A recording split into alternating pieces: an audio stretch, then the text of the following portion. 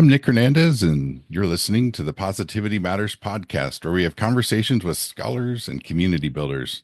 We primarily focus on well being, positive psychology, and human flourishing. Please visit our website, www.positivitymatters.org, if you'd like to find out more. Today, I am really excited to have Professor Michael Steger as a guest on the program. He is at Colorado State University, where he's the director of the Laboratory for the Study of Meaning and Quality of Life. This touches upon how people find meaning in their lives and whether it matters. Welcome to the program. And please do tell. Thanks, What Nick. is it? Does it matter? Yeah. Well, the research shows it matters, but the research is a little more quiet on what is it. So that's an interesting situation we find ourselves in. But yeah, and I'm happy to talk more about meaning in life and how we find purpose. I mean, that's been 20 years of research and 20 years of my career, and I've got two books in the works on it. So I definitely have that top of mind. But yeah, we can branch out other areas if you want. The long and the short answer for meaning in life is that people seem to have incredible innate ability to find meaning in what they do. And if they can find meaning, that makes them feel a little bit more empowered, a little bit more positive about themselves and their role in the world, then it really is a huge boost to health, well-being, relationships, work. The list goes on and on. So yeah, that's where the field seems to sit right now. And what was the journey like to have that as the your focus as a researcher? Oh, I mean, it was all over the place. I'm not, I'm not a particularly, yeah, I never envisioned a career for myself really in life, which is a little strange to say since that work does take up so much of my life, and I'm in one now that I love a lot. But I was just kind of curious about what what is it that makes people so sure that they know what's going on in life, right? Like for little stuff I can understand. Like I'm pretty sure I know how to go to the store and get oat milk or some food. I'm pretty sure I know how to do that. I'm pretty sure I know I don't bother going to stores to get pants because I'm too tall my inseam's too long, right? I mean, I know these things about the world and that seems easy because you try it out and it works or it doesn't. But at least where I grew up, it was a small town, isolated, middle of nowhere. Pretty just into what life was like in that town. And somehow everyone there knew all the rules of the universe. And we're like really not concerned at all to think about it any harder. And that wasn't me. So I felt pretty weird always trying to think about, well, what are the rules of life? Like what are we supposed to be doing here? I don't really think that, just I don't think that anyone's offered me a path that sounds like it's for me or sounds like it captures what I'm most fascinated with in life. So, what does that mean about me? And what does it, even more importantly, what does it mean about the people who are really confident that they know what life is like for humanity throughout history from the position of one little town in the middle of nowhere, Minnesota, right? So, I thought that was really fascinating from a super young age. And, just that idea, like, what is the experience people have as they go through life trying to figure it all out? So that was really just, I was curious about that, and it led in a lot of different weird directions. And primarily, I felt like, at least the way I was raised and the way I grew up, I felt like I had to do some good with my life. So I thought I had to become a therapist, which was a wonderful career for a little while. But then when I discovered research and I realized what that job was, that I essentially could explore these questions with my most of my time, and that could be my career somehow. I thought that was amazing. So that's why I ended up being a career. I just was like, oh, I get to spend all my time now trying to figure out and share what I learn about what people make of this weird existence that we have and the wildness around us. It sounds like curiosity and love of learning may be some of your strengths. How is that for a String spotting. hypothesis? Yeah. Yeah, no, they're my, at least the last time I checked, which admittedly has been a long time ago, they were among my signature strengths. Yeah, both of them. All right. Any Yeah, other for sure. strengths jump out to you? In myself Yeah. Yeah. yeah. I think I end up being quite driven by appreciation of beauty and excellence. And the other strengths that show up are in the top five are typically humor and kindness. So I would say um, both of those take work. They're not, I don't always feel internally kind, and I'm definitely not externally funny all the time, but they are, they, they feel very, what's interesting about strengths, and this might dovetail with another topic you're interested in, is that at least on my list of strengths, they are very, very consistent with what I think of as my values too, right? Mm. So it's almost like I don't know which came first. I know I always tried to be funny, and I probably was always very curious, but my suspicion is that in my case, at least, values that I endorsed or grew up with or found on my own, they really shaped the way I tried to live my life, and that kind of built certain sets of strengths for me. Fascinating. I'm kind of similar. I had the humor show up on my top strengths as well, and it was kind of perplexing to me because I did not think of myself at all in that way, but sort of like the parentheses playfulness, like there, it's like, for that part of that end of humor, like I was like, yeah, like I do feel there is this like sense of playfulness I feel inside that I do try to cultivate in various ways. Humor is probably the least manifested Hmm. form of playfulness for me, but Okay. it's no, I certainly haven't, like you said, it when it's done well, there it's almost like an aesthetic experiencing, Hmm. witnessing the humor of others for me. So I would say that is another one of my that is another we share that like the Yeah, nice. yeah. So curiosity, appreciation of beauty and excellence, and humor slash playfulness. It Yeah, sounds right, like right. yeah, the kindness, that one is sort of a that one is in the works for myself, like intentionally. It is Hmm.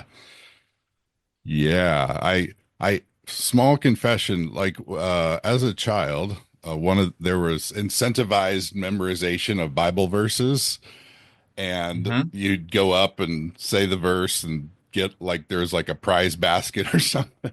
Yeah, yeah. Just the way I interpreted the golden rule was when I went up to say it, it was uh, do unto others before they do it to you. That was my Mm-hmm.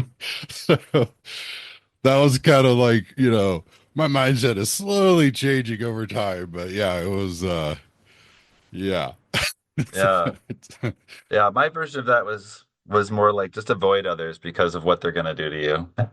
Yeah, yeah, yeah. I Yeah, had some of which that as also well. doesn't So doesn't also really lend itself to too much kindness. But yeah, no, I think that's I did one study on the genetic heritability of character strengths, and most of them are about as heritable as many other psychological characteristics that we have. But it's a good illustration of the point, I think, when you actually talk with people about how they think some of those strengths got there. And in my experience, and I've had these conversations with folks on six continents, so you know, I think there's a hypothesis here, but on the list that people have of their top strengths, like there's a combination of things like, oh, I've always been this way. I really like this part of myself, and I guess I just learned that that was important. So it became me, right? I think that there's a blend of those things in our character strengths. It's not like we grew up in test tubes, and then popped out with 100% genetically determined strengths that are just fixed and never going to change. So I think, that that offers a lot of different paths forward for people. Once they find out their strengths, they can learn more about, they can do some introspection about how they got there with those strengths, how they like to use them, of course. But also, like, if they see strengths that they wish they had, like, why not dip down, start cultivating those? I think, there's nothing so carved in stone about our list of strengths. yeah, yeah. There's uh piece of the kindness spectrum or pro-social behavior that I've heard described as generativity. I think the technical definition is kind of concern for the well-being of future generations, but there's also kind of this dimension where it's like just like the strength spotting, like noticing strengths potential or propensities in others, and maybe kind of like the mentoring type of um, interaction where maybe the person doesn't seem to have awareness of this strength and to like help nurture that. And Hmm. so I think of that as sort of like the drive to bring out the best in others, maybe is like another way of saying generativity.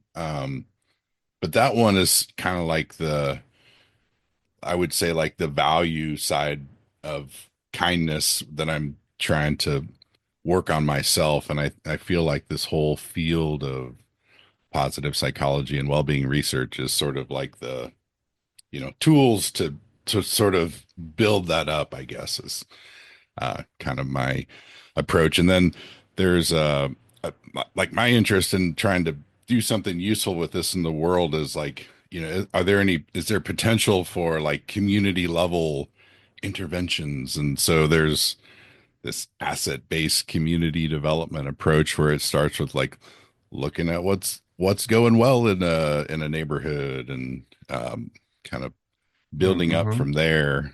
So it feels like, sort of pulling that approach. I think it kind of starts with like assessing the skills like of people on a block that they'd be willing to contribute for their community.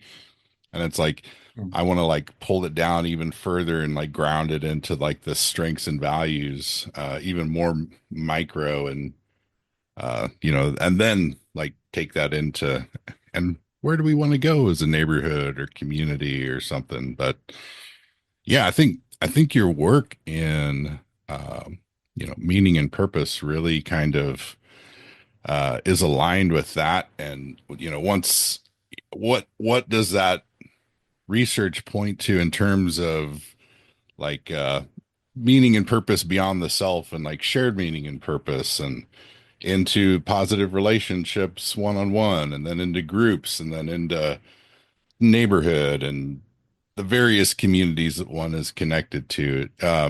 Is the empirical research go in that direction as well, or is it at the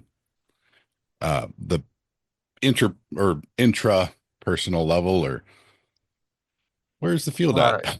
yeah, the field definitely is still kind of stuck in, not stuck. I would just say like it's finding, it's like the rest of positive psychology, really. Like it's finding ways to gain traction on what becomes a just monumentally more complex task when you go from what is meaning in life for an individual to what is a meaning held by a collective, right? It's easy enough to, I guess I should say it's challenging enough for me as a researcher, for example, to talk to another person and try to remove myself as someone who has a sense of meaning and values and personality and preferences and likes and dislikes and all that, and hear truth in what they're saying about how they live their meaning in their lives.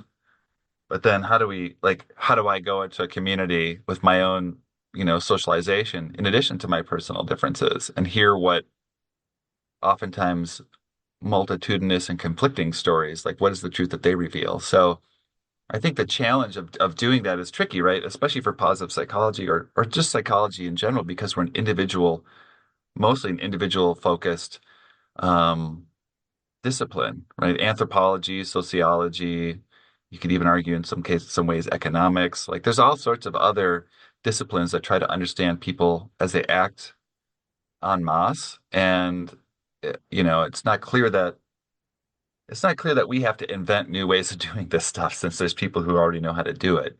A lot of the challenges facing positive psychology right now to have better impact, broader impact, is to work interdisciplinary, work with people who have knowledge in other areas rather than always trying to figure out how we can invent it ourselves.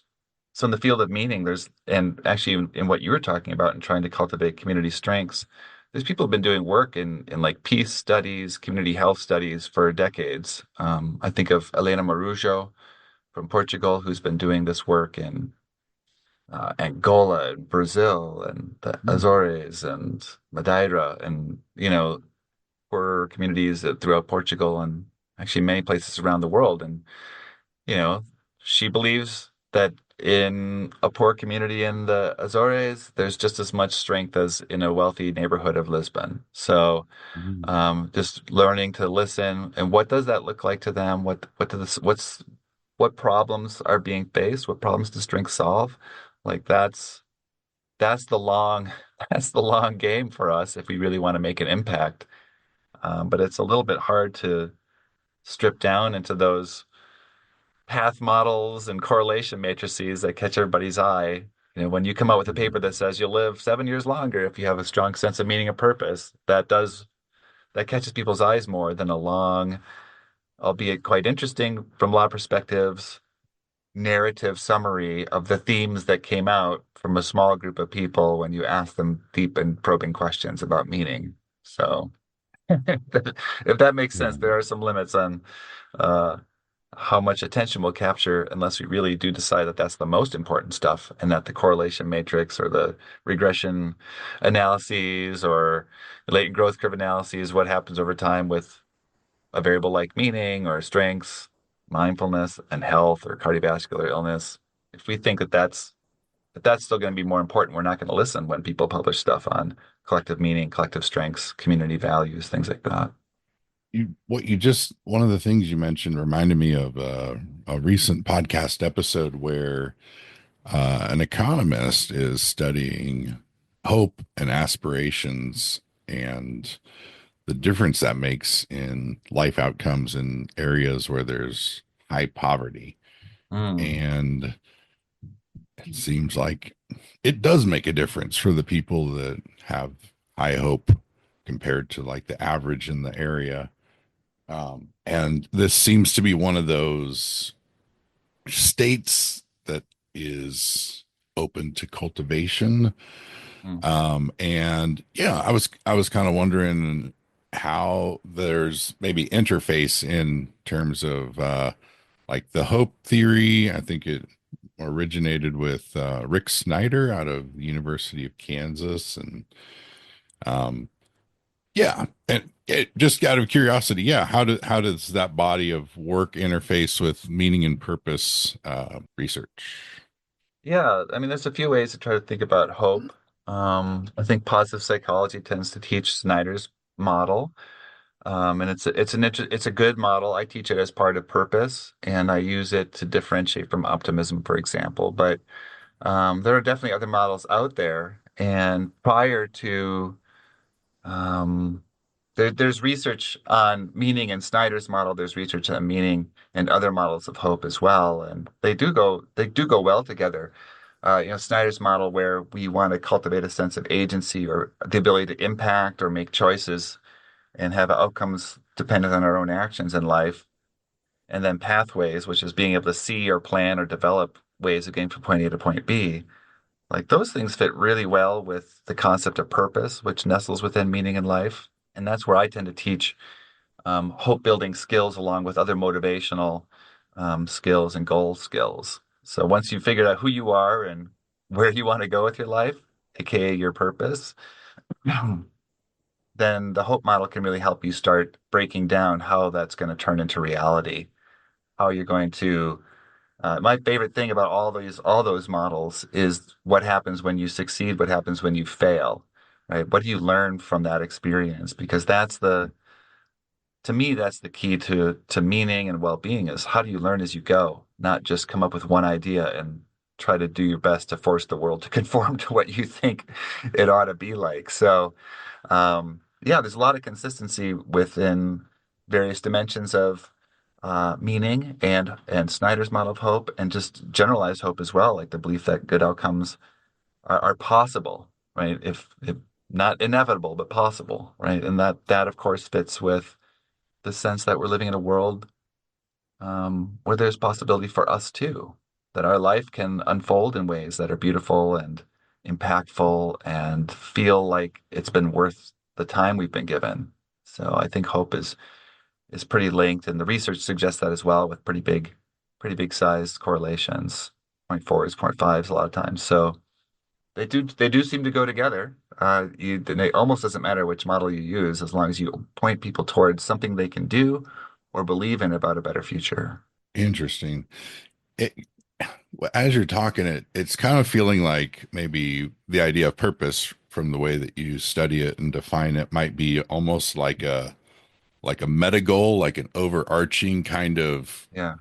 thing that aggregates all one's goals, maybe, or that they can all be Yeah. get what is it? Get all your ducks in a row, kind of like, and purpose is the thing around which they or you would want to orient them, maybe. Is that Yeah.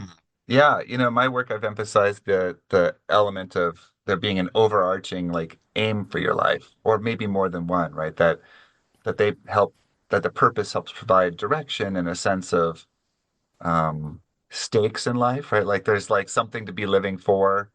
Um, other folks have added really vital elements like you're talking about, right? So Todd Cashin and Patrick McKnight, their model of purpose really does explicitly say that purpose is self-organizing, right, with our lives. It arranges and helps us prioritize the meso level and micro level goals that we have. So it works like a huge super goal, just as you said, like a meta goal. And I love that approach because then that helps clarify another way we can use purpose. We don't just have to feel good about our life purpose. We don't have to just feel like our life has a sense of direction because of our purpose. We don't have to feel like there's something waiting for us in the future that we want to keep crawling towards, right, about our purpose. We can also use our purpose quite strategically, actively, in a living fashion to determine, well, what are we doing this year? What are we doing in 5 years? What are we doing this month? What am I doing today? Right? Like, and feel like it's all like there's integrity to it. Like it's not just random choices based on whatever TikTok showed you that day or whatever Google overheard and popped up in your ads everywhere you go after that.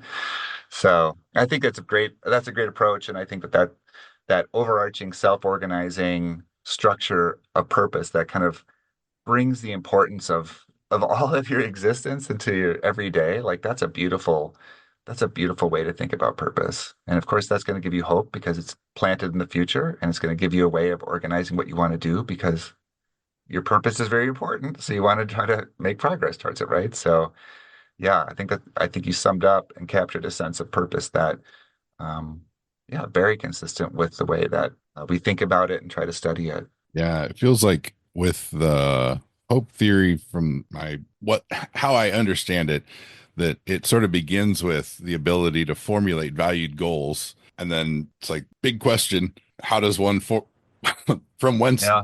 doth one formulate valued goals? Well, do you have a purpose, like a big purpose? Like that would seem to be a good place to ground Yeah. your application of hope theory if you have that kind of purpose, or maybe like we are kind of talking about, like maybe referring to you really have no clue yet, maybe. So you just maybe like use strengths or formulate some values as like a anchor point to begin the application of hope theory in one's life, perhaps. And um, what if someone is listening and they're kind of like, well, how do I come to have a big Mm. sense of purpose in life? Like, are there any approaches to that if somebody Yeah. has that question? I'll give you four choices right out of the gates here. So, uh, choice number one is the most abstract, right? And that's what are we here for? If you can sit with that question, like what are you individually here for,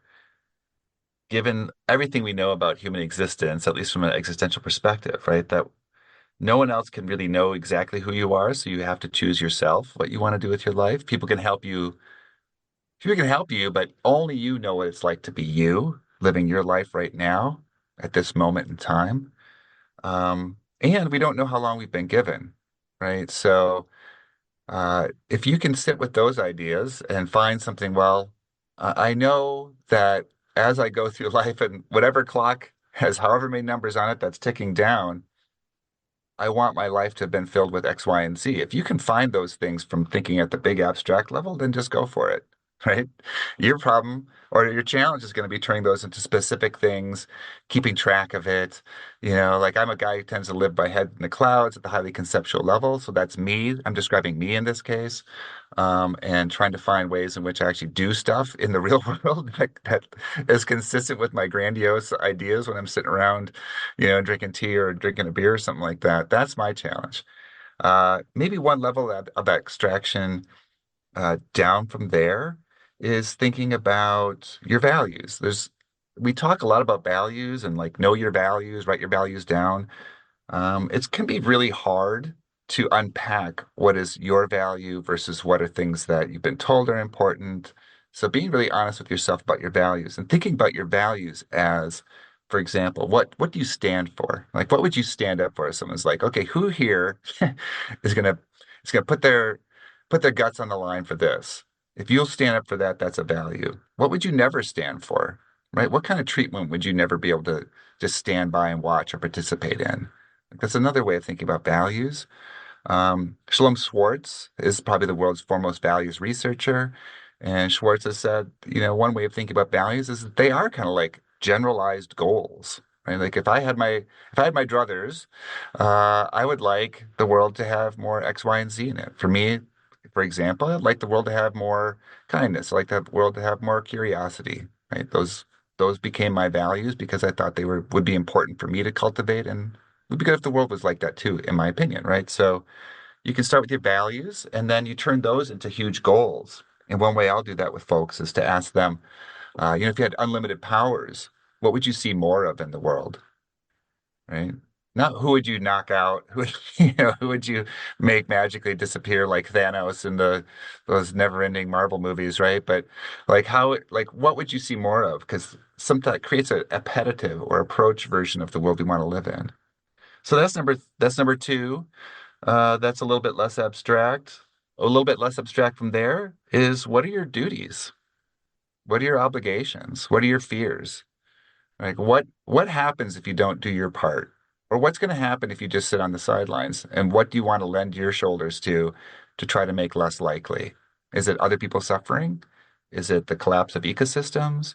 Is it the loss of your people's language? Is it the loss of cultural heritage? Is it like what is happening around you that you don't want to happen, that you're afraid will keep getting worse? Or what are your responsibilities? We hardly ever ask this question in positive psychology and well-being. Like, what do you owe to stuff around you too? Like, we all owe a ton of stuff, and we mostly spend our lives, at least I do, spend my life trying to figure out how I can weasel out of some of that stuff. Well, how much can we take on and turn into a purpose? So that's a little bit less abstract. And then finally, number zero, number one, counting backwards, I don't really know. If you're stuck, stop thinking about it. This is Viktor Frankl's advice. Viktor Frankl is amazing, much smarter than me, a better human, went through incredible experiences. And if you get a chance to read any of his work, but particularly Man's Search for Meaning, it'll really help boost you towards changing your life. But he said, stop thinking about it. Just do good things in the world. Try a variety of good things. See if there's some that you especially like and some that you can't stand doing anymore. When you find stuff that you really like, hey, why don't you start thinking about what would happen if you did that for the rest of your life? Maybe that could be your purpose too. Much appreciated your sharing what you've discovered here in pursuing this body of work. It's been a joy to have you as a guest on the podcast. Is there anything you'd like to share that we haven't addressed yet? And hopefully we'll have you on again. Yeah, So, yeah, thanks, Nick. Well, one thing I'd like to share I haven't addressed yet is that sometimes you sound exactly like John Goodman, which is really awesome. So that the actor, so that's really fun. I'd say another thing is I'm from the research world, but I get most of my meaning these days from trying to work with people and see what they do and elevate all those sorts of things. So if you have an urge to try to make the world a little bit better and you want to use positive psychology or well-being science to do that, that's what ends up really mattering in my book, right? Like if we're gonna change the field to be a better citizen on the planet, if we're gonna change our societies to be more caring or more considerate in the way that we use nature, or fail to heal it when we ought to be, or be more kind to each other, or help people get out of circumstances that they don't have the power or the hope to get out of themselves. Like, it's the people trying to apply everything that we're talking about in these journal articles where the real action happens. So I just want to encourage people to keep doing that. I try in my own little ways, but we're never going to get there unless we really respect and celebrate and have dialogues between the data and where the hopes actually come to life in the real world. So that's the thought I'd leave folks with. We all can do one more thing that makes one more little bit of difference every day if we want to. And I just say, why, we might as well try. I'm with you. Thank you so much. Thanks, Nick.